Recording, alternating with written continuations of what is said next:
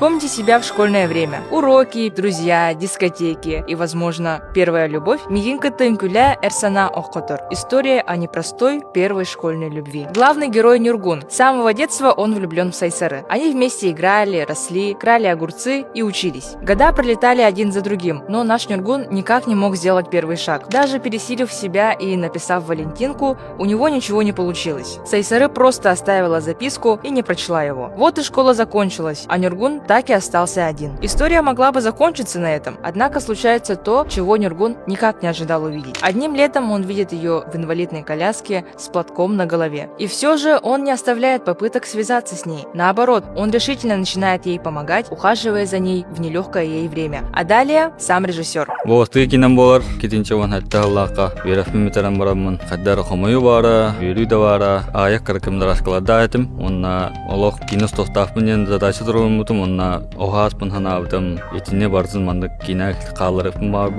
Ровно старых жаммын армиялан қалбытым, ете барбытым да аны үшеует, тоғыдеген бартын толкуйдан, блокнокка бартын онны хориян, армияттен кәлем барамын, кетінче он тоғысыллаққа, намыл бұғығар, некорсайден дереннаға ағыстуық бұд, тәшетік көрәрін. А чтобы узнать, смог ли Нюргун добиться сердца Сайсары, скорее переходите в Мосвидео и смотрите фильм с нами.